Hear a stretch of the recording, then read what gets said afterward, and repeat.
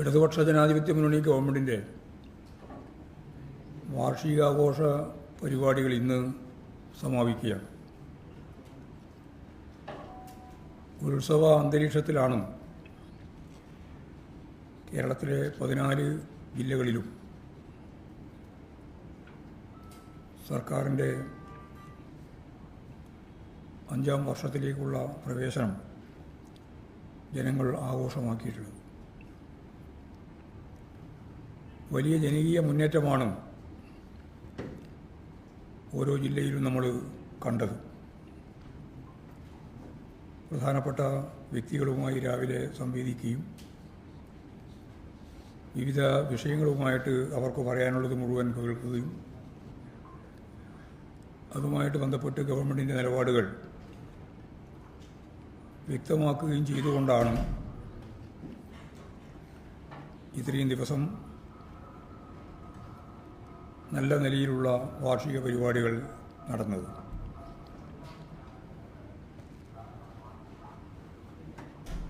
മാത്രമല്ല, progress card പ്രസിദ്ധീകരിക്കുന്നതിന്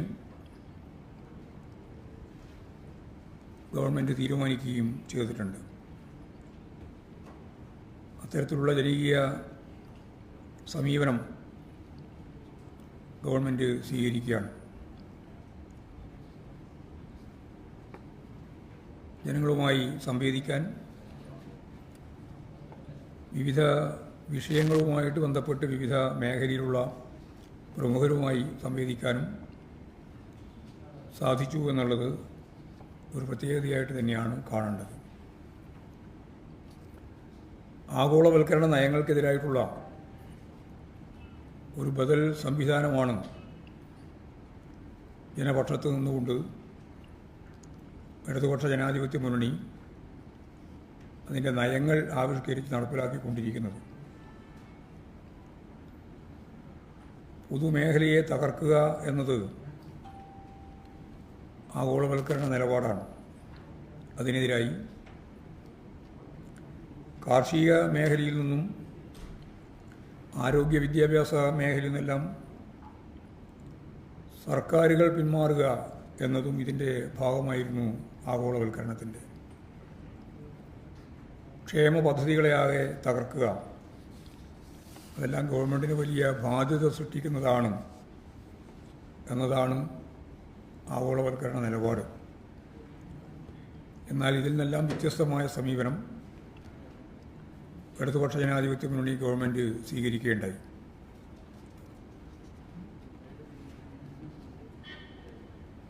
കേരളത്തിൽ ഇടതുപക്ഷ ജനാധിപത്യ മുന്നണി ഗവൺമെൻറ് പലതും പിന്നീട് രാജ്യം അംഗീകരിക്കുന്ന പരിപാടികളായിട്ട് മാറിയിട്ടുണ്ട്.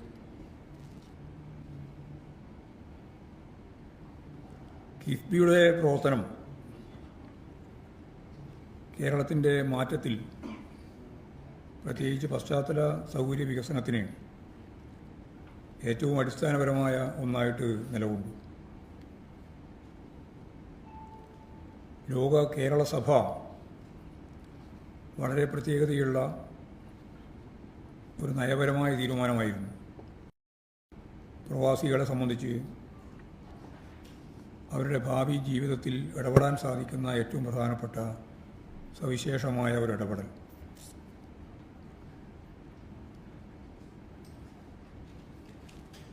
ഫെഡറൽ സംവിധാനത്തിനു വേണ്ടിയുള്ള നല്ല ഇടപെടലാണ് നിയമപരമായിട്ട് പോലും ഇടതുപക്ഷ ജനാധിപത്യ മുന്നണിക്ക് നടത്തേണ്ടി വന്നത്.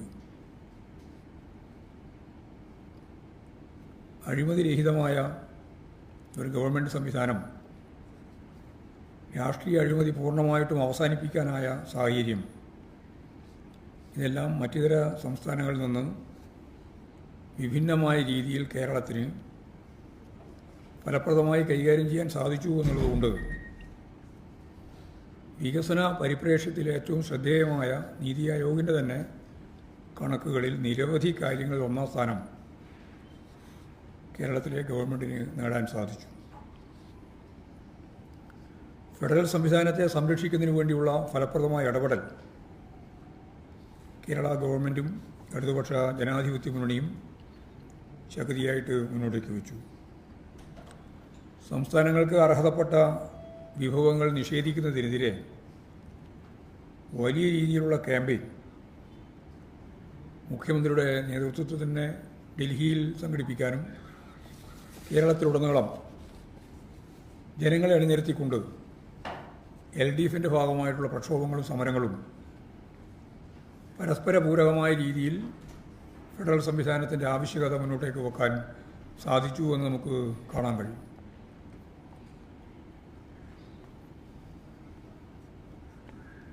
ഇന്ത്യയിലുടനീളം കേന്ദ്ര സർക്കാരിൻ്റെ ഈ നയത്തിനെതിരായി യോജിച്ച പ്രക്ഷോഭങ്ങളും പൊതുപരിപാടികളും നടത്തുന്നതിനു വേണ്ടിയും മുൻകൈയെടുത്ത് മുമ്പോട്ടേക്ക് പോകാൻ നമുക്കായി. കോടതി മുഖേനയുള്ള ഫലപ്രദമായ ഇടപെടലും ഫെഡറൽ സംവിധാനം സംരക്ഷിക്കുന്നതുമായിട്ട് ബന്ധപ്പെട്ട് നടന്നു. അർഹതപ്പെട്ട വിഭവങ്ങൾ നമുക്ക് നൽകാതിരുന്നതിൻ്റെ കൃത്യമായ വിവരങ്ങൾ ജനങ്ങൾക്കറിയുന്ന, ജനങ്ങളുടെ പൊതുബോധമാക്കി മാറ്റുന്നതിനു വേണ്ടിയുള്ള ശ്രമവും നടത്തി.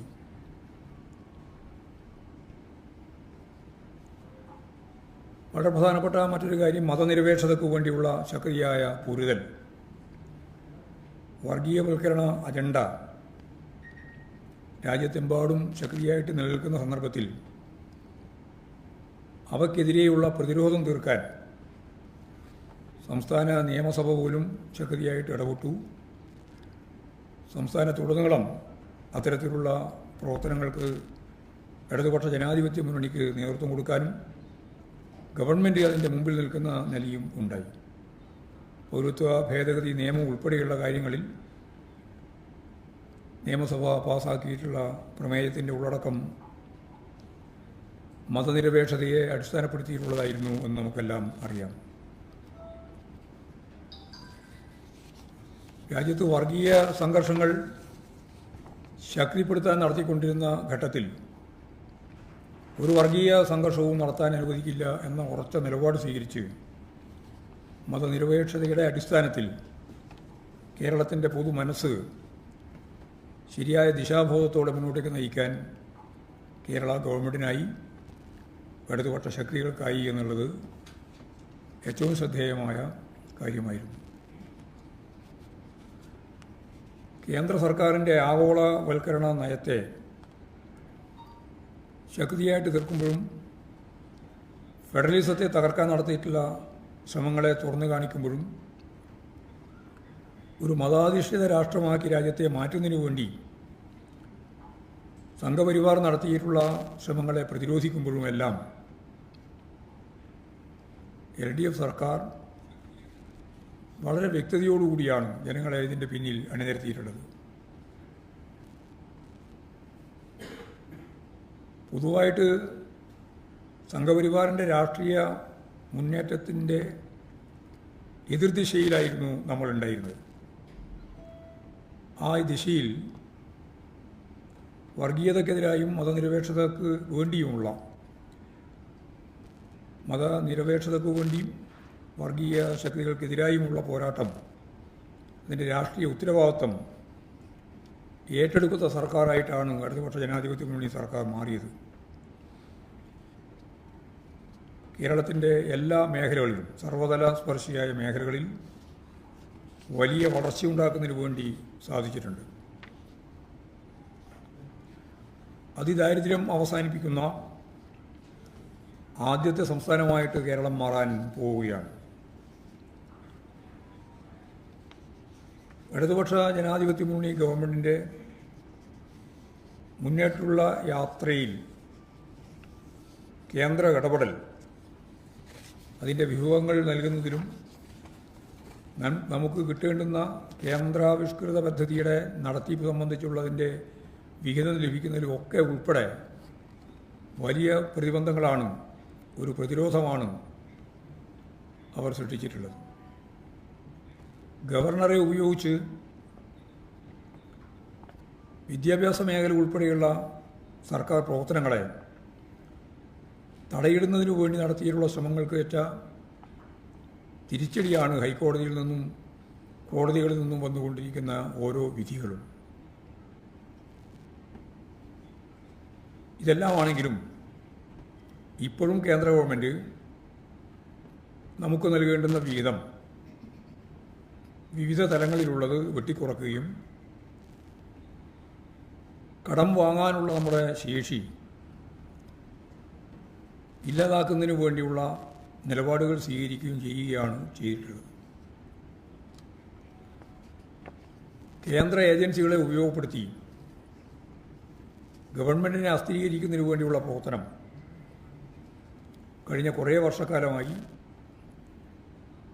EDയും CBIയും IT എല്ലാം ചേർന്നുകൊണ്ടുള്ള വേട്ടയാടൽ മുഖ്യമന്ത്രിക്കും കുടുംബത്തിനും ഉൾപ്പെടെ എതിരായി ഇടതടവില്ലാതെ സംഘടിപ്പിച്ചുകൊണ്ടിരിക്കുന്നു എന്നുള്ളതും നമുക്ക് കാണാൻ കഴിയും. കേന്ദ്രത്തിൻ്റെ ഈ നയങ്ങൾക്കെതിരായിട്ട് UDF ശക്തിയായ ഒരു പ്രതികരണവും അവർക്ക് തീർക്കാൻ സാധിച്ചിട്ടില്ല. ഇടതുപക്ഷ ജനാധിപത്യ മുന്നണി ഗവൺമെൻറ്റിനെതിരായിട്ട് വരുന്ന കേന്ദ്ര നിലപാടിനെ മിക്കവാറും പിന്താങ്ങിക്കൊണ്ട് അവരുടെ ഇടതുപക്ഷ വിരുദ്ധത വളരെ ശക്തിയായിട്ട് തുടരുന്നതാണ് കഴിഞ്ഞ 9 വർഷക്കാലവും നമ്മൾ കണ്ടിട്ടുള്ളത്. പാർലമെൻറ്റിൽ ശക്തിയായ യോജിച്ച പ്രക്ഷോഭം നടത്താൻ UDF തയ്യാറായിട്ടില്ല. കേന്ദ്ര ഏജൻസികളെ മറ്റ് സംസ്ഥാനങ്ങളിൽ പ്രതിപക്ഷത്തിനെതിരായിട്ട് ഉപയോഗിക്കുമ്പോൾ അതിനെ, പ്രത്യേകിച്ച് കോൺഗ്രസിൻ്റെ നേതാക്കന്മാർക്കെതിരായിട്ട് ഉപയോഗിക്കുമ്പോൾ അതിനെ പ്രതിഷേധിക്കുകയും എന്നാൽ കേന്ദ്ര ഏജൻസിയുടെ കേരളത്തിലെ ഇടപെടലിനെ പൂർണ്ണമായിട്ട് പിന്തുണക്കുകയും ചെയ്യുന്ന നിലപാടാണ് UDF രാഷ്ട്രീയ കാരണങ്ങൾ കൊണ്ട് സ്വീകരിക്കുന്നത്. വലതുപക്ഷ മാധ്യമങ്ങളും ഞാൻ നേരത്തെ പറഞ്ഞ കേരളത്തിലെ പ്രതിപക്ഷ രാഷ്ട്രീയ പാർട്ടികളോടൊപ്പം ചേർന്ന് ഇടതുപക്ഷ ഗവൺമെൻറ്റിനും ഇടതുപക്ഷ ജനാധിപത്യ മുന്നണിക്കും മുഖ്യമന്ത്രിക്കുമെതിരായി വലിയ രീതിയിലുള്ള പ്രചരണങ്ങൾ കെട്ടഴിച്ചു വിടുന്നു എന്നുള്ളതാണ് നമുക്ക് കാണാൻ കഴിയുന്ന വസ്തുത. അതിൻ്റെ ഏറ്റവും അവസാനത്തെ ഉദാഹരണമാണ് നാഷണൽ ഹൈവേ 66 ഉണ്ടായിട്ടുള്ള പ്രശ്നങ്ങളുമായിട്ട് ബന്ധപ്പെട്ടുള്ള അവരുടെ നിലപാടുകൾ. ദേശീയപാത നിർമ്മാണത്തിൽ അങ്ങിങ്ങായിട്ട് പ്രശ്നമുണ്ടായി എന്നുള്ളത് സത്യമാണ്. അത് ഇടതുപക്ഷ ജനാധിപത്യ മുന്നണി ഗവൺമെൻറ്റിൻ്റെ തലയിൽ വെച്ചുകെട്ടാനാണ് ആദ്യം പരിശ്രമിച്ചത്.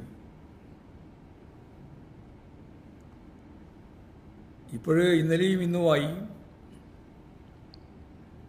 കേന്ദ്ര ഗവൺമെൻറ്റിൻ്റെ ഭാഗമായി നാഷണൽ ഹൈവേ അതോറിറ്റി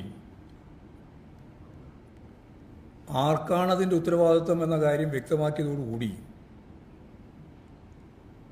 പിന്നെ എങ്ങനെയാണ് കേരള ഗവൺമെൻറ്റിനെ ഇതിൻ്റെ അകത്ത് ഉൾപ്പെടുത്തേണ്ടത് എന്ന കാര്യമാണ് വാർത്തകൾ സൃഷ്ടിച്ചുകൊണ്ട് വാർത്താ ശൃംഖലയിലെ പല മാധ്യമങ്ങളും ഇപ്പോൾ ശ്രമിച്ചുകൊണ്ടിരിക്കുന്നത്. യഥാർത്ഥത്തിൽ ഗൗരവപൂർവ്വം നമ്മൾ കാണേണ്ടത്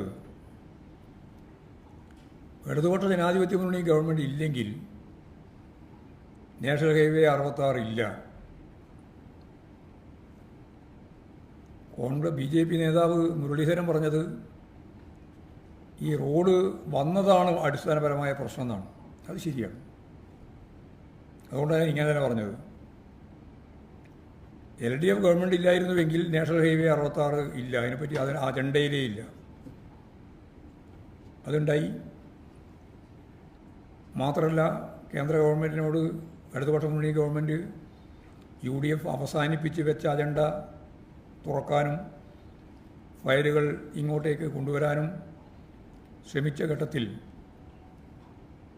അവർ പുതിയ ഡിമാൻഡാണ്, ഇന്ത്യയിൽ ഒരു സംസ്ഥാനത്തോടും പറയാത്ത ഡിമാൻഡാണ് കേരളത്തോട് പറഞ്ഞത്. അതായത് ഭൂമി നിങ്ങൾ ഏറ്റെടുത്ത് തരണം. ഇന്ത്യയിലെ ഒരു സംസ്ഥാന ഗവൺമെൻറ്റിനോടും നാഷണൽ ഹൈവേയുടെ ഭാഗമായിട്ട് നാഷണൽ അതോറിറ്റി, ഹൈവേ അതോറിറ്റി ആവശ്യപ്പെട്ട ഒന്നല്ല അത്. ഇവിടെ ഉമ്മൻചാണ്ടി ഗവൺമെൻറ് ഭൂമി ഏറ്റെടുക്കാൻ തീരുമാനിച്ച ഘട്ടത്തിലും അത്തരത്തിലൊരു നിലപാട് കേന്ദ്ര ഗവൺമെൻറ് സ്വീകരിച്ചിരുന്നില്ല. പക്ഷേ അവിടെ ഇവിടെയും ചില പ്രശ്നങ്ങൾ ഉയർന്നു വന്നപ്പോൾ ഉമ്മൻചാണ്ടി ഗവൺമെൻറ് അത് പൂർണ്ണമായിട്ട് ഉപേക്ഷിച്ച് പോയി. ഇനി ഭൂമി ഏറ്റെടുക്കുന്ന പ്രശ്നമില്ല എന്നവർ പറഞ്ഞു. ആ സാഹചര്യത്തിൽ ഇടതുപക്ഷ ജനാധിപത്യ മുന്നണി അതിൻ്റെ പ്രകടന പത്രികയിലും ഗവൺമെൻറ്റായി അധികാരത്തിൽ വന്നപ്പോഴപ്പോഴും ശക്തിയായ ഇടപെടൽ നടത്തിക്കൊണ്ടാണ് നാഷണൽ ഹൈവേ 66 സംബന്ധിച്ചിടത്തോളം കേരളത്തിൻ്റെ ഏറ്റവും പ്രധാനപ്പെട്ട പദ്ധതി എന്ന രീതിയിൽ അതിന് ജീവൻ നൽകിയത്. അപ്പോഴാണ് അവർ പറഞ്ഞത് ഭൂമി ഏറ്റെടുത്ത് തരണം. അത് വിലപേശി അവസാനം ഭൂമി ഏറ്റെടുക്കുന്നതിൻ്റെ 25% പണം കേരളം നൽകാം എന്ന് സമ്മതിച്ചിട്ടാണ് ഏതാണ്ട് 6000 കോടി രൂപ സംസ്ഥാന ഗവൺമെൻറ് കിഫ്ബി വഴി നൽകിയിട്ടാണ് നാഷണൽ ഹൈവേ തത്വത്തിൽ അംഗീകരിച്ച് നടപടി സ്വീകരിച്ചത്. അതിൻ്റെ ആദ്യം മുതൽ അവസാനം വരെയുള്ള മുഴുവൻ കാര്യങ്ങളും യഥാർത്ഥത്തിൽ നിർവഹിക്കുന്നതിന് ബാധ്യതപ്പെട്ടവർ, ചുമതലപ്പെട്ടവർ നാഷണൽ ഹൈവേ അതോറിറ്റി തന്നെയാണ്. എന്നാൽ കേരളത്തിൽ ഈ പരിപാടി നല്ല രീതിയിൽ നടത്തി മുമ്പോട്ടേക്ക് കൊണ്ടുപോകുന്നതിന് വേണ്ടിയുള്ള ഫലപ്രദമായ ഇടപെടൽ സംസ്ഥാന ഗവൺമെൻറ് അതിൻ്റെ ഭൂമി ഏറ്റെടുക്കുന്ന ഘട്ടം തുടങ്ങി പ്രവർത്തനം നടന്നുകൊണ്ടിരിക്കുന്ന എല്ലാ സന്ദർഭത്തിലുമുള്ള എല്ലാ സഹായവും ഗവൺമെൻറ് നൽകുകയും മുഖ്യമന്ത്രി തന്നെ നേതൃത്വം കൊടുത്തുകൊണ്ട് ഉണ്ടാവുന്ന പ്രശ്നങ്ങളെല്ലാം പരിഹരിച്ച് മുമ്പോട്ടേക്ക് പോകുന്നതിനുള്ള സഹായം നൽകുകയും ചെയ്തിട്ടുണ്ട്. അപ്പോൾ ഇപ്പോഴുണ്ടായിട്ടുള്ള പ്രശ്നം സ്വാഭാവികമായിട്ടും കേന്ദ്ര ഗവൺമെൻറ് തന്നെ നാഷണൽ ഹൈവേ അതോറിറ്റി കരാറുകാർക്കെതിരായിട്ട് കരിമ്പട്ടികയിൽ ഉൾപ്പെടുത്തി വളരെ ശക്തമത്തായ നിലപാട് സ്വീകരിക്കുന്ന സമീപനം സ്വീകരിച്ചിട്ടുണ്ട്. അതുതന്നെയാണ് കേരളം ആഗ്രഹിച്ചത്. ഈ എടുത്ത നിലപാട് സംബന്ധിച്ച് ഗൗരവപൂർവ്വം പരിശോധിക്കുമ്പോൾ മണ്ണിടിച്ചിലുണ്ടായിട്ടുണ്ട്, റോഡ് പല ഭാഗങ്ങളും തകർന്നു പോയുന്ന സാഹചര്യം ഉണ്ടായിട്ടുണ്ട്, മഴ വരുന്ന സന്ദർഭത്തിൽ വലിയ രീതിയിലുള്ള മണ്ണ് ഇടിച്ചിലുണ്ടായിട്ടുണ്ട്. ഇങ്ങനെ പല പരിപാടികളും പരിഹരിക്കപ്പെടേണ്ടുന്ന പ്രശ്നമായിട്ട് ഇപ്പോഴും നാഷണൽ ഹൈവേയുടെ ഭാഗമായിട്ടുണ്ട്. ഇതിൽ ചില കരാറുകാരെ സംബന്ധിച്ച് പുറത്തു വന്ന വിവരം ഇലക്ട്രൽ ബോണ്ടിൻ്റെ ഭാഗമായിട്ട് വലിയ സംഖ്യ ഇലക്ട്രൽ ബോണ്ട് കൊടുത്ത കമ്പനികളാണ് ഇതിൻ്റെ ഭാഗമായിട്ട് കരാറുകൾ കൈകാര്യം ചെയ്ത് വന്നിട്ടുള്ളത്.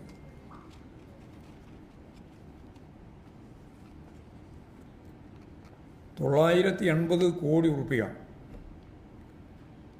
BJPക്ക് ഇലക്ട്രൽ ബോണ്ട് കൊടുത്ത കമ്പനി വരെ തെലങ്കാനയിലെ കമലേശ്വരം ലിഫ്റ്റ് ഇറിഗേഷൻ പദ്ധതി ഉൾപ്പെടെയുള്ള പദ്ധതികൾക്ക് 38,000 കോടി രൂപയുടെ വെട്ടിപ്പ് നടത്തിയതായി CAG കണ്ടെത്തിയിട്ടുള്ള കമ്പനിയിൽ നിന്നാണ് ഞാൻ നേരത്തെ പറഞ്ഞ $980 കോടി BJP ഇലക്ട്രൽ ബോണ്ട് വാങ്ങിയിട്ടുള്ളത്. അവർക്ക് 2 റീച്ച് ഈ നാഷണൽ ഹൈവേയുടെ ഭാഗമായിട്ട് ലഭിച്ചിട്ടുണ്ട്. ഇപ്പോൾ കരിമ്പട്ടിയിൽ പെടുത്തിയിട്ടുള്ളത് മാത്രമല്ല, ഇനിയും കൃത്യമായ അന്വേഷണം നടത്തി ആവശ്യമുള്ള തിരുത്തലുകൾ വരുത്താൻ കേന്ദ്ര ഗവൺമെൻറ് ഇടപെടേണ്ടതായിട്ടുണ്ട്. വളരെ വേഗം ഇന്നുണ്ടായിട്ടുള്ള പ്രശ്നങ്ങൾക്ക് പരിഹാരം കണ്ട് നമ്മൾ ആഗ്രഹിക്കുന്നത് പോലെ നാഷണൽ ഹൈവേ വളരെ ഫലപ്രദമായ രീതിയിൽ അടുത്ത വർഷമാകുമ്പോഴേക്ക് നമുക്ക് രാജ്യത്തിന് തുറന്നു കൊടുക്കാൻ സാധിക്കേണ്ടതുണ്ട്.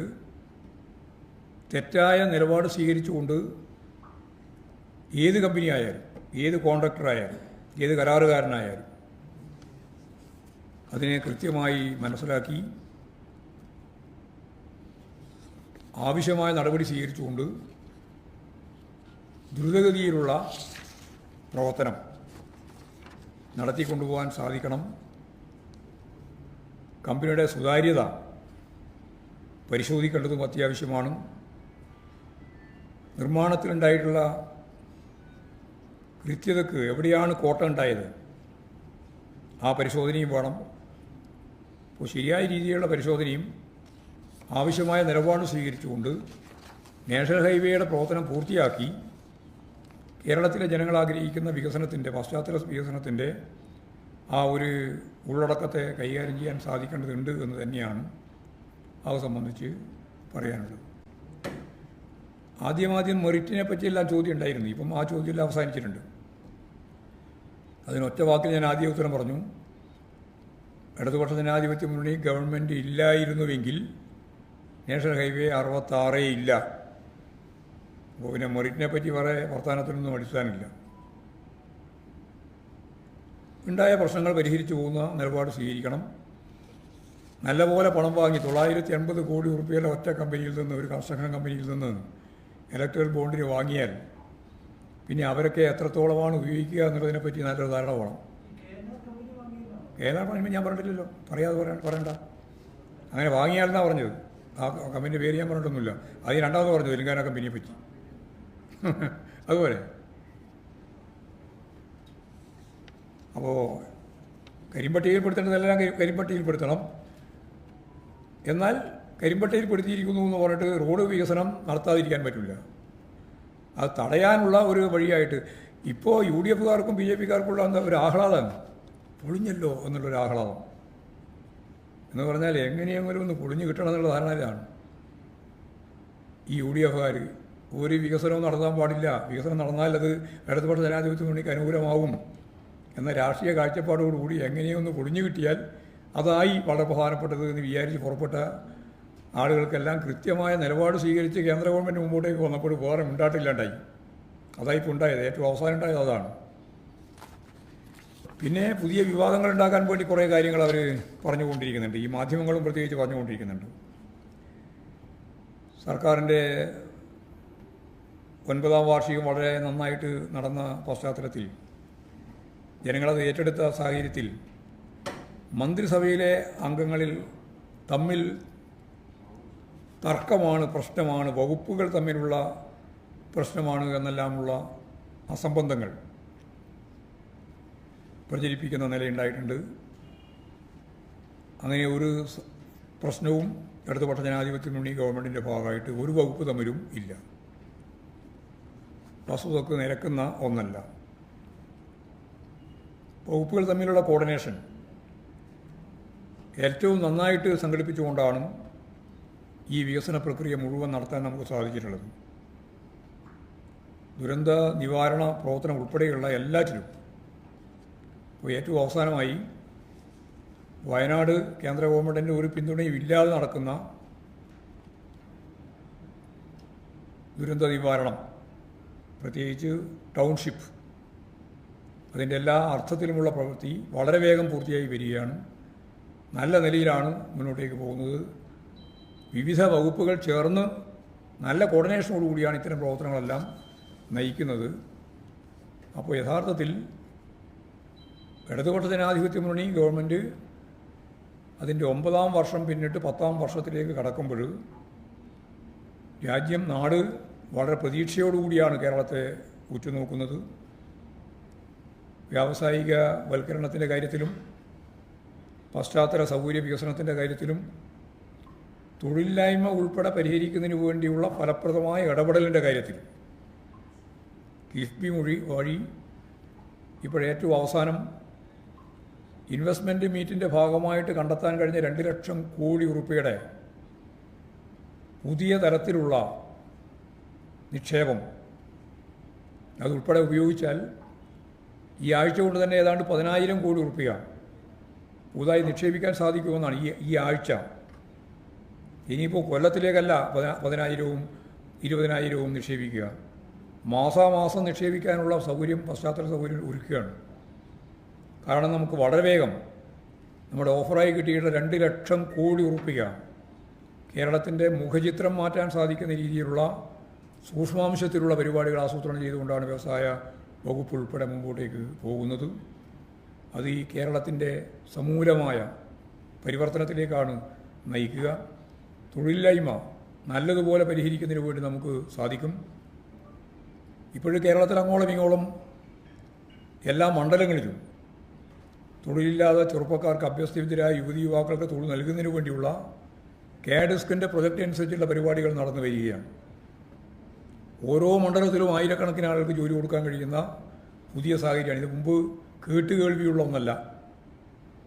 മുമ്പ് ഒരു MLA ഏതെങ്കിലും ഒരു മണ്ഡലത്തിൽ ഇത്ര ആൾക്ക് ജോലി കൊടുത്തിരിക്കുന്ന ഒരു പദ്ധതി അനുസരിച്ച് എന്ന് പറയാനില്ല. അങ്ങനെയുള്ളൊരു പ്രൊജക്റ്റേ നമ്മുടെ മുമ്പിൽ ഉണ്ടായിരുന്നില്ല. ഇപ്പോൾ ഓരോ മണ്ഡലത്തിലും ആയിരക്കണക്കിന് ആളുകൾക്ക് ജോലി കൊടുക്കാൻ സാധിക്കുന്ന പുതിയ പ്രൊജക്റ്റുകൾ കാഡസ്കിൻ്റെയും നോളജ് എക്കണോമി മിഷൻ്റെയും ഭാഗമായിട്ട് ചേർന്ന് മുമ്പോട്ടേക്ക് പോവുകയാണ്. അതിൻ്റെ ഭാഗമായിട്ടാണ് പത്തനംതിട്ടയും ആലപ്പുഴയും തൃശ്ശൂരും ഇപ്പോഴും ഇനി കണ്ണൂരും മെഗാ ജോബ് ഫെയർ നടക്കാൻ പോകുന്നു. കണ്ണൂർ മെഗാ ജോബ് ഫെയർ 30,000 ആളുകൾ പങ്കെടുക്കുന്ന ഒരു ജോബ് ഫെയറാണ്. അപ്പോൾ തൊഴിൽ വേണ്ട 30,000 ആളുകൾ, തൊഴിലാളികളെ, ജീവനക്കാരെ വേണ്ട നിരവധി കമ്പനികൾ മുഖാമുഖം ജോലി ലഭിക്കത്തക്ക രീതിയിൽ, കൊടുക്കത്തക്ക രീതിയിൽ പദ്ധതി ആസൂത്രണം ചെയ്ത് മുമ്പോട്ടേക്ക് പോവുകയാണ്. അപ്പോൾ ലക്ഷക്കണക്കിന് ആളുകൾക്ക് ജോലി കൊടുക്കാൻ സാധിക്കുന്ന പുതിയ സാഹചര്യം ഉയർന്നു വരികയാണ്. അതെല്ലാം ഈ നവകേരളത്തിൻ്റെ ഒരു പുതിയ ചിത്രമാണ്. അപ്പോൾ നവകേരളത്തിന് വേണ്ടിയുള്ള പദ്ധതികൾ ആസൂത്രണം ചെയ്ത് ഗവൺമെൻറ് 9ാം വർഷം പിന്നിട്ട് 10ാം വർഷത്തിലേക്ക് പോവുകയാണ്. തുടർന്ന് ഒരു പുതിയ കേരളം സൃഷ്ടിക്കാൻ, നവകേരളം സൃഷ്ടിക്കാനുള്ള നല്ല രീതിയിലുള്ള ജനകീയ അടിത്തറ വിപുലപ്പെട്ടുകൊണ്ടിരിക്കുന്നു എന്നുള്ളതാണ് കേരളത്തിൻ്റെ രാഷ്ട്രീയ പശ്ചാത്തലം.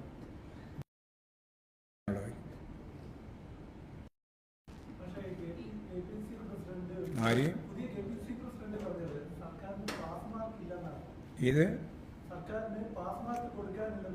അദ്ദേഹം കൊടുക്കേണ്ട കാര്യമില്ല. ആരെങ്കിലും കൊടുക്കുമോ? കോൺഗ്രസ്സുകാരെങ്കിലും പാസ് മാർക്ക് കൊടുത്താൽ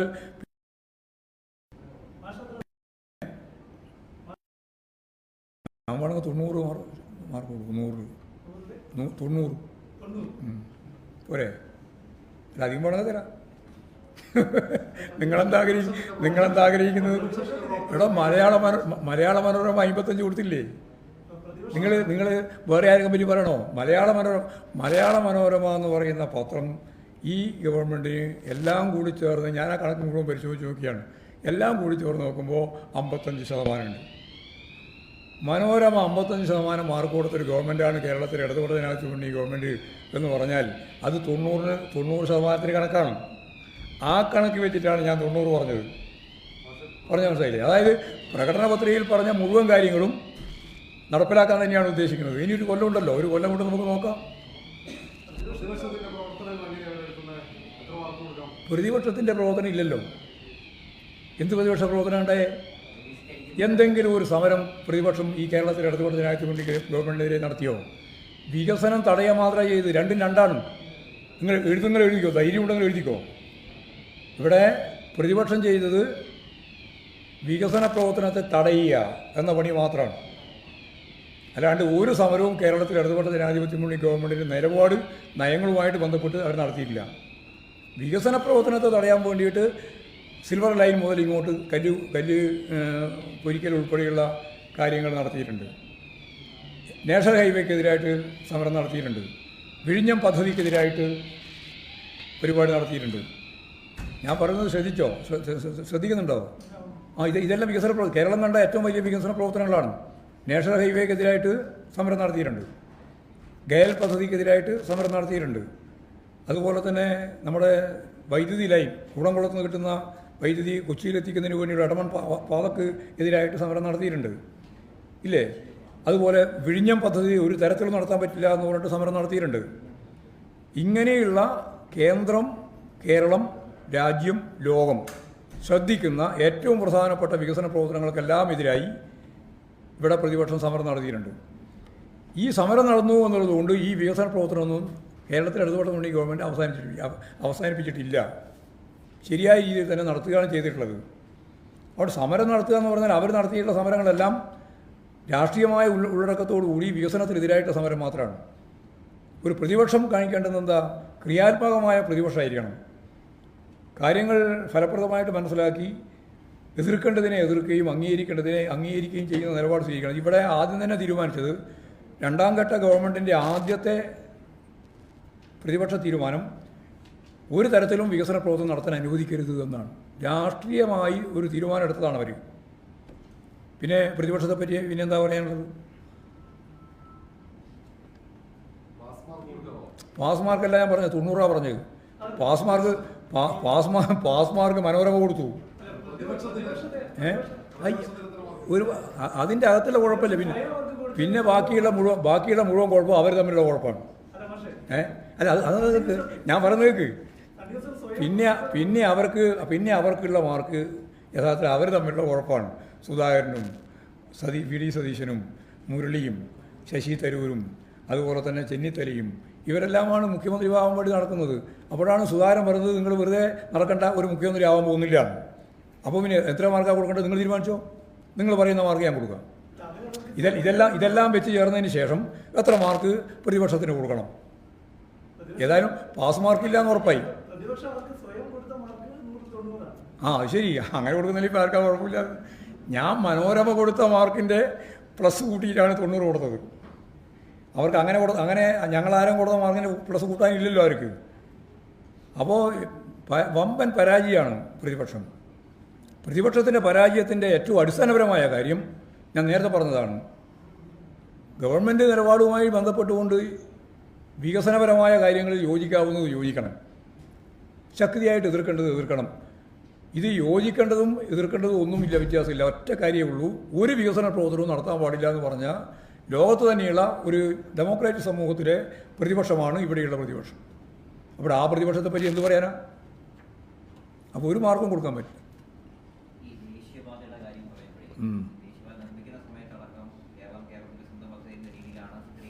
അത് നിങ്ങൾ കാര്യങ്ങൾ പറഞ്ഞിട്ടുണ്ട്. ഞങ്ങളാരും വേണ്ടില്ല സ്വന്തം പരിപാടി നേരെ പറഞ്ഞു. ഞങ്ങളില്ലായിരുന്നു, ഞാൻ പറഞ്ഞ മലയാളം കൃത്യമായിട്ട് മനസ്സിലായില്ലേ? ഞങ്ങളില്ലായിരുന്നുവെങ്കിൽ നാഷണൽ ഹൈവേ ഇല്ല. അത് പറഞ്ഞാൽ എത്തിയിട്ടുണ്ടാവും, ഉണ്ടോ? എന്നാ പിന്നെ അതിൻ്റെ കാര്യം വെറുതെ പറഞ്ഞുകൊണ്ടിരിക്കുക.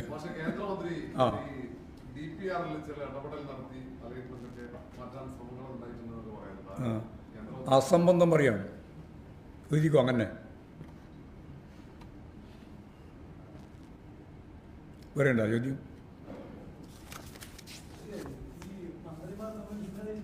ഒരു ഭിന്നതയില്ല.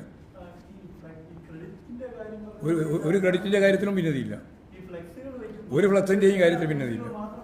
ഞങ്ങളെ സംബന്ധിച്ച് ഒരു ഭിന്നതയില്ല. ആരെങ്കിലും ഫ്ലക്സിൽ ഒരു ഫോട്ടോ ഉണ്ടായിട്ടുണ്ടെങ്കിൽ ഇല്ലാതെ അതിൻ്റെ ഭാഗമായിട്ടാണ് ഈ ഭിന്നത എന്നൊക്കെ പറയുന്നുണ്ടെങ്കിൽ അതിൽ നിങ്ങളുടെ ഗവേഷണമാണ്. അതിലൊന്നും യാതൊരു അടിസ്ഥാനമില്ല. അടിസ്ഥാന വിരുദ്ധമായ നിലപാടുകൾ പ്രചരിപ്പിക്കുന്നതിന് വേണ്ടിയാണ് ഉപയോഗിക്കുന്നത്. സ്മാർട്ട് റോഡ് തന്നെ പടം നോക്കിയിട്ടാണോ പദ്ധതി? പടം നോക്കിയിട്ട് നിങ്ങൾക്ക് ഈ പടം നോക്കുന്നതിൻ്റെ തിരക്ക് ഒരു ഇമ്പോർട്ടൻ്റ് ഇല്ല. എന്ത് പടത്തിന് എന്ത് ഇമ്പോർട്ടൻറ്റ്? പദ്ധതിക്കല്ലേ ഇമ്പോർട്ടൻ്റ്. അല്ലാണ്ട് അതിൻ്റെ അകത്ത് പങ്കെടുക്കുന്ന ഏതെങ്കിലും മന്ത്രിൻ്റെ ഫോട്ടോ നോക്കിയിട്ടാണോ അതിൻ്റെ അടിസ്ഥാനം തീരുമാനിക്കുന്നത്? വെറുതെ ഓരോന്ന് പറയും. മുഖ്യമന്ത്രിയുടെ പടം എല്ലാവരും ഉണ്ട് കേരളത്തിൽ. പൊതുമരാമത്തുമായി ബന്ധപ്പെട്ടതിലെല്ലാം പൊതുമരാമത്തിൻ്റെ മന്ത്രിൻ്റെ ഫോട്ടോ ഉണ്ടാവും. തദ്ദേശ വകുപ്പിൻ്റെ ഭാഗമായി വരുന്നതിലെല്ലാം തദ്ദേശ വകുപ്പിൻ്റെ ഫോട്ടോ ഉണ്ടാവും. ഇനി ഏതെങ്കിലും കേക്ക് ഇനി ഏതെങ്കിലും എവിടെയെങ്കിലും വിട്ടുപോയിട്ടുണ്ടെങ്കിൽ നമുക്ക് ചേർക്കാം, പോരെ? ഞാൻ പറഞ്ഞ കേക്ക് എവിടെയെങ്കിലും വിട്ടുപോയിട്ടുണ്ടെങ്കിൽ ആരുടെ ഫോട്ടോ ആയാലും നമുക്ക് ചേർക്കാം. പിന്നെ വെറുതെ പറഞ്ഞു ഒരാവശ്യമില്ലാതെ ചർച്ച നടത്തിക്കൊണ്ടിരിക്കുക. ഇതെല്ലാം തലസ്ഥാന പട്ടണമാണ് ഈ തിരുവനന്തപുരം കേട്ടോ. ഈ തിരുവനന്തപുരം പോലുള്ള തലസ്ഥാന പട്ടണത്തിൽ നടക്കുന്ന വാർത്താ സമ്മേളനത്തിൽ ചോദിക്കുന്ന ചോദ്യമൊക്കെ വളരെ വളരെ പ്രധാനമായിരിക്കണം. ഉത്തരവും ഏതെങ്കിലും ഒരു ഫ്ലക്സ് കാർഡിൻ്റെ അകത്ത് ഇന്നയാളെ ഫോട്ടോ ഉണ്ടായില്ല എന്ന് പറഞ്ഞിട്ട് ഒരു ഗൗരവമുള്ള പത്രസമ്മേളനത്തിൽ ചോദ്യം ഉന്നയിക്കേണ്ട വല്ല കാര്യമുണ്ടോ? അതുകൊണ്ടാണ് ഞാൻ ആദ്യം തന്നെ അടച്ചു പറഞ്ഞത്. ഏതെങ്കിലും വേറെ എവിടെയെങ്കിലും വിട്ടുപോയിട്ടുണ്ടെങ്കിൽ നമുക്കതെല്ലാം ചേർക്കാം. നമുക്ക് ആർക്കും തർക്കമില്ല.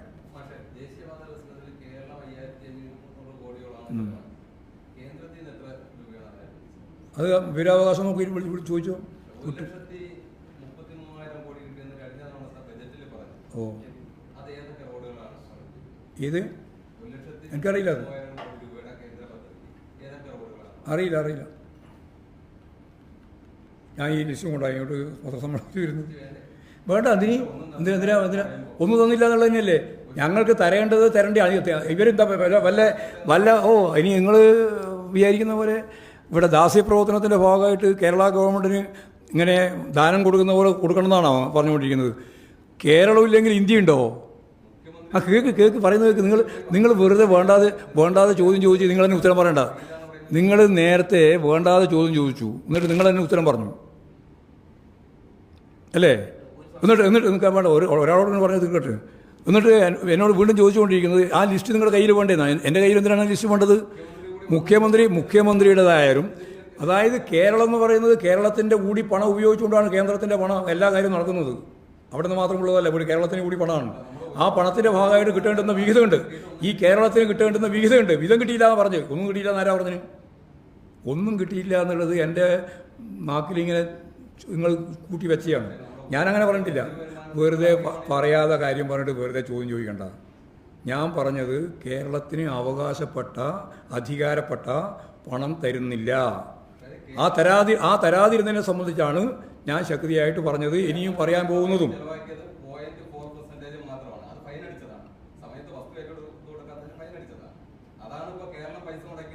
കേരളം ഇല്ലെങ്കിൽ, ഈ ഇടതുപക്ഷ ജനാധിപത്യ മുന്നണി ഗവൺമെൻറ് ഇല്ലെങ്കിൽ നാഷണൽ ഹൈവേ ഇല്ല എന്ന് പറഞ്ഞതിനെ പറ്റി നിങ്ങൾക്ക് അഭിപ്രായം? ഇല്ലല്ലോ, ആ ഗവൺമെൻറ് ഉണ്ടായിട്ടില്ലല്ലോ. അവർ മടക്കി അയച്ചതല്ലേ 66 kV. ഇനി ഇവിടെ ഇല്ല എന്ന് പറഞ്ഞ നാഷണൽ ഹൈവേനെ ഒഴിവാക്കി പോയതല്ലേ. പിന്നെ എങ്ങനെ എല്ലാ ഗവൺമെൻറ്റും വരിക? എല്ലാ ഗവൺമെൻറ് എങ്ങനെയാണ് വരിക? വെറുതെ വീണെടുക്കുന്ന ഉരുളണ്ടാട്ടാ. ഇടതുപക്ഷ ജനാധിപത്യ മുന്നണി ഗവൺമെൻറ്റിൻ്റെ നിശ്ചയദാർഢ്യത്തോടുകൂടിയ ഇടപെടലില്ലായിരുന്നുവെങ്കിൽ നാഷണൽ ഹൈവേ 66-ന്റെ ഇന്നത്തെ അവസ്ഥയില്ല എന്ന് ഞാൻ കൃത്യമായിട്ട് പറഞ്ഞു വെച്ചത്. നിങ്ങൾ ഈ ചോദ്യം പിന്നീട് ചോദിക്കുന്നുള്ളത് കൊണ്ടാണ്. എന്നിട്ട് നിങ്ങൾക്ക് പഴുതൊന്നും കിട്ടാതിരിക്കുമ്പോഴും വെറുതെ വേണ്ടാതെ ചോദ്യം ചോദിച്ചുകൊണ്ടിരിക്കുക.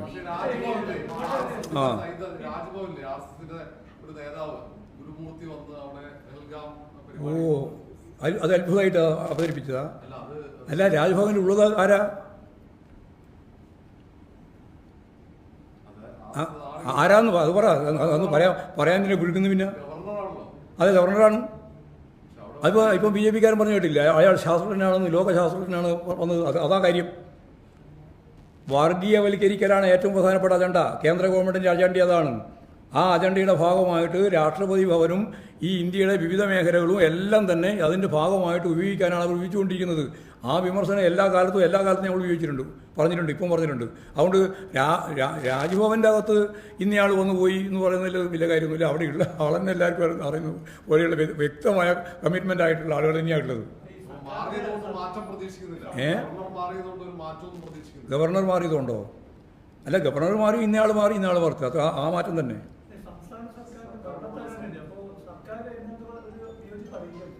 എന്ത് വിയോജിപ്പ് അറിയിക്കേണ്ടത്?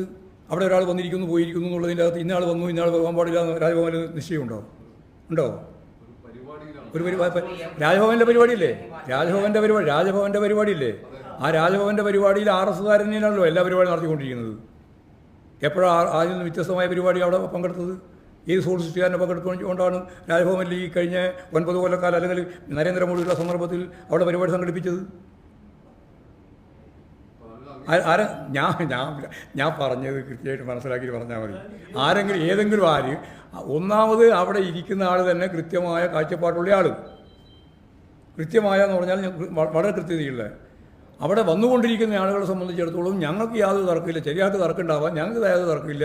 ആ തർക്കമില്ലാതെ ഇത് തന്നെയാണ്. അല്ലാണ്ട് സോഷ്യലിസ്റ്റുകാരനെ കമ്മ്യൂണിസ്റ്റുകാരനെയൊന്നും രാജ്ഭവൻ്റെ അകത്ത് കൊണ്ടുപോയിട്ട് ഒരു പ്രഭാഷണത്തിന് ഇതേവരെ ഈ കുറേ കാലമായിട്ട് ആരും ശ്രമിച്ചിട്ടില്ലല്ലോ. അപ്പോൾ അവിടെ വരുന്നവർ ആ രീതിയിൽ തന്നെയാണ് പരിപാടികൾ. അത് ഗവർണർ ഉപയോഗപ്പെടുത്തിയിട്ട് വർഗീയവൽക്കരണത്തിൻ്റെ ഭാഗമായി കൃത്യമായിട്ട് കഴിഞ്ഞ ഗവർണറെ ഉപയോഗിച്ച് ചെയ്തിട്ടുള്ളത് കാവ്യവൽക്കരണമാണ്. ആ കാവ്യവൽക്കരണത്തിന് നേതൃത്വം കൊടുത്തിട്ടുള്ള ഒരു കേന്ദ്രം തന്നെയായിട്ടാണ് പ്രവർത്തിച്ചത്. അത് നമുക്ക് ആർക്കാ തർക്കമുണ്ടായിരുന്നതിന് കാര്യത്തിൽ? ശക്തിയായിട്ട് എതിർത്തിട്ടുണ്ടല്ലോ. നിങ്ങളല്ലേ എതിർക്കായിരുന്നത്? എതിർക്കാതിരുന്നവരാരാണ്? നിങ്ങളല്ലേ എതിർക്കാതിരുന്നത്? ഞങ്ങൾക്ക് അന്നേരം ശക്തിയായിട്ട് എതിർത്തിട്ടുണ്ട്, ഇപ്പോഴും എതിർത്തുകൊണ്ടിരിക്കുന്നുണ്ട്. അന്ന് എതിർക്കാത്തവർക്ക് ഇപ്പോൾ എതിർക്കാൻ ചില വ്യഗ്രതയുണ്ട്. വന്നോട്ടെ, നമുക്ക് കുഴപ്പമില്ല. അതിന് ഞാൻ എതിരല്ല.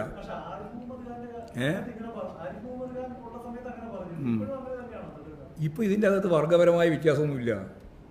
ആരിഫ് മുഹമ്മദ് ഖാൻ തുളുമ്പി പോകുന്നതാണ്. കാരണം അദ്ദേഹം ഒരു വഴിക്ക് വെച്ച് RSSും BJP ഒക്കെ ആയതാണ്. അങ്ങനെയല്ല എല്ലാവരും. തുളുമ്പൊന്നുമില്ല. മനസ്സിലായില്ലേ?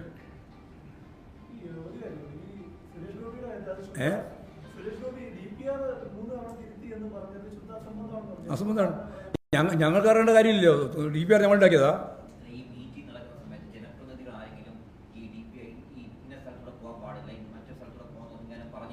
അറിയില്ല. ആരെങ്കിലും പറയേണ്ടത് എങ്ങനെ ഞാനറിയാം? ഇനി ആരെങ്കിലും പറഞ്ഞതനുസരിച്ചിട്ടാണോ DPR തയ്യാറാക്കുക ഗവൺമെൻറ്, നാഷണൽ ഹൈവേ അതോറിറ്റി? അല്ല, അങ്ങനെ ആരെങ്കിലും പറയുന്നതനുസരിച്ച് തയ്യാറാക്കുന്നതാണോ DPR? അല്ലല്ലോ. ഒരു വലിയ പ്രൊജക്റ്റിൻ്റെ ലക്ഷക്കണക്കിന് കോടി ഉറുപ്പിയുടെ പ്രൊജക്റ്റിൻ്റെ ഭാഗമായിട്ട് വരുന്ന DPR തയ്യാറാക്കുന്നത് ആരെങ്കിലും അവിടെ പറ്റില്ല ഇവിടെ പറ്റില്ല എന്ന് പറഞ്ഞിട്ടാണോ DPR തയ്യാറാക്കുന്നത്?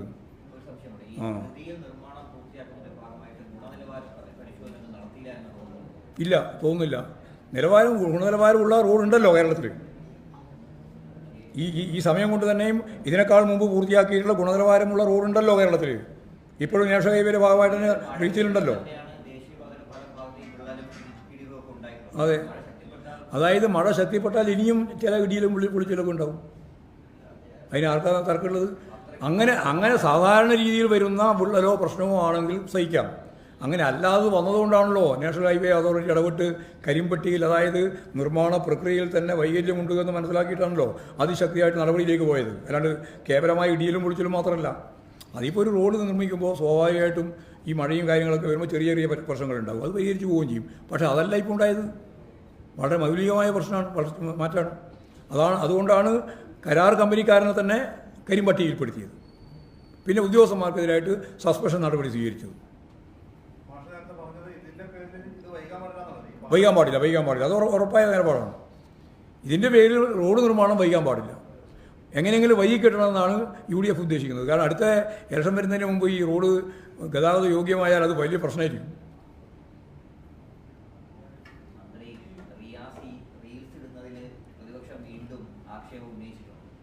അല്ല, പ്രതിപക്ഷം എപ്പോൾ ആക്ഷേപം ഉന്നയിച്ചുകൊണ്ടേയിരിക്കുന്നുണ്ട്. അതിപ്പം റിയാസിനെതിരായിട്ട് മാത്രമൊന്നുമല്ല, പല മുഖ്യമന്ത്രിക്കെതിരായിട്ട് ഏറ്റവും ശക്തിയായിട്ടുള്ള ആക്ഷേപം ഉന്നയിച്ചുകൊണ്ടിരിക്കുന്നില്ലേ. അതിന് ഞങ്ങൾ ഒരു കൊല്ലക്കാലം പ്രതീക്ഷിക്കുന്നുണ്ട് നിങ്ങളിൽ നിന്നും. ഞാനത് നേരത്തെ പറഞ്ഞു. ഒരു കൊല്ലക്കാലം ഭയങ്കര പ്രശ്നമുള്ളത് തന്നെയാണ്. നിങ്ങൾ എന്തൊക്കെയാണ് എഴുതുക, നിങ്ങൾ എന്തൊക്കെയാണ് പ്രചരിപ്പിക്കുക, നിങ്ങൾ എന്തൊക്കെയാണ് പറയുക എന്നുള്ളതിനെ സംബന്ധിച്ച് ഒരു ധാരണയും ഞങ്ങൾക്കില്ല. എന്തും പറയും. അതാണ് ഒരു കൊല്ലക്കാലത്തെ ഞങ്ങളുടെ മുമ്പിലുള്ള അനുഭവം. ഇനിയിപ്പോൾ തദ്ദേശ സ്വയംഭരണ സ്ഥാപനങ്ങളിലേക്കുള്ള ഇലക്ഷനും അതുപോലെ തന്നെ അടുത്ത മെയ് മാസം നടക്കാൻ പോകുന്ന അസംബ്ലി ഇലക്ഷനും കഴിയാണ്ട് ഈ മാധ്യമങ്ങളെ സംബന്ധിച്ചിടത്തോളം പലാതി രീതിയിൽ നമുക്ക് വിശ്വസിക്കാൻ പറ്റില്ല. ആ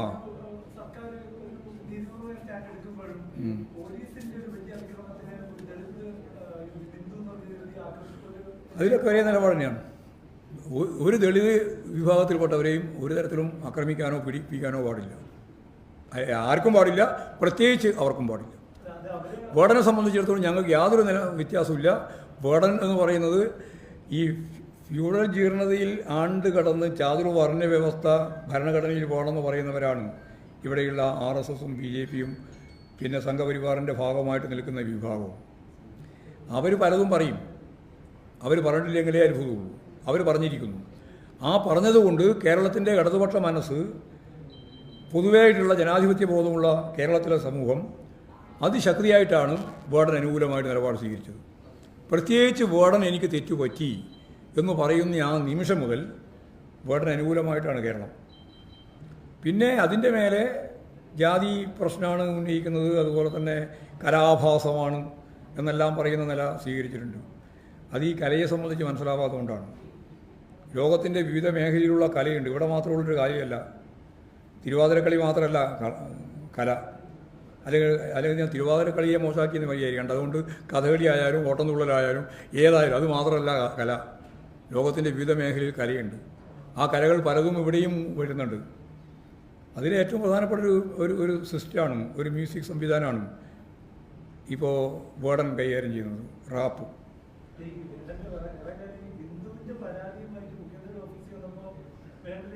ഇല്ല, അതെല്ലാം ശശി തന്നെ കൃത്യമായിട്ട് പറഞ്ഞിട്ടല്ലോ. ഒന്നപ്പോൾ ഓടെ പരിഗണനയോടുകൂടിയാണ് കണ്ടത്. അന്നത്തെ ദിവസം ശനിയാഴ്ചയായിരുന്നു. ഞായറാഴ്ച തിങ്കളാഴ്ച നടപടി സ്വീകരിച്ചിട്ടുണ്ട്. അതിലൊന്നും യാതൊരു വിട്ടുവീഴ്ചയും ചെയ്തിട്ടില്ല. അതെ മതിയോ? ആ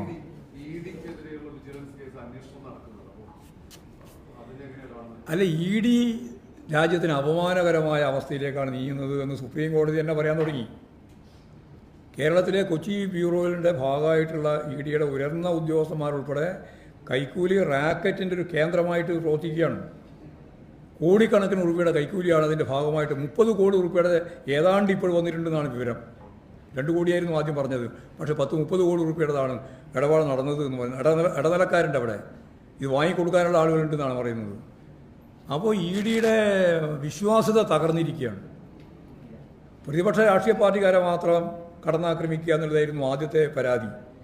അതുമാറി ഗവൺമെൻറ്റിൻ്റെ ഭാഗമായി നിൽക്കുന്ന, അതായത് BJP ഗവൺമെൻറ്റിൻ്റെ ഭാഗമായി നിൽക്കുന്നവരെ സംരക്ഷിക്കുക എന്നുള്ളത് കുഴൽപ്പണക്ക് വേട്ടയുമായി ബന്ധപ്പെട്ടുകൊണ്ട് അവർക്ക് അനുകൂലമായ നിലപാട് സ്വീകരിച്ചപ്പോൾ അതും വ്യക്തമായി. ഇപ്പോൾ സ്വന്തം ഓരോരുത്തരും പണം ഉണ്ടാക്കുക എന്ന രീതിയിൽ കോടിക്കണക്കിന് ഉറുപ്പിയുടെ കൈക്കൂലി ഇ ഡിയുടെ ഭാഗമായിട്ട് നടക്കുകയാണ്. ഇത് അപമാനകരമായ ഒരു അവസ്ഥയാണ് ഇന്ത്യക്ക്.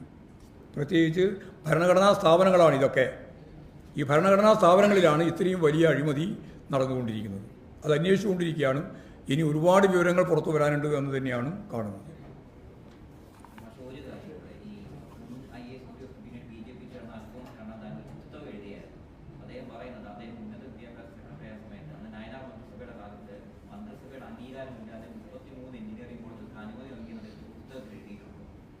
ഇപ്പം ഞാൻ എന്ത് ചെയ്യാനാ?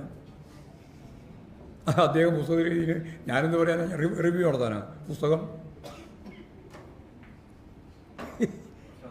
അല്ല, അതിൽ ഞാനിപ്പോൾ എന്താ നിങ്ങളെന്താ ഉദ്ദേശിക്കുന്നത്?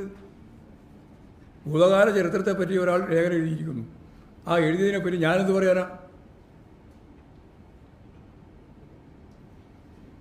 അതന്നെയാണ് ഉത്തരം. മതിയാകല്ലേ? യെസ്.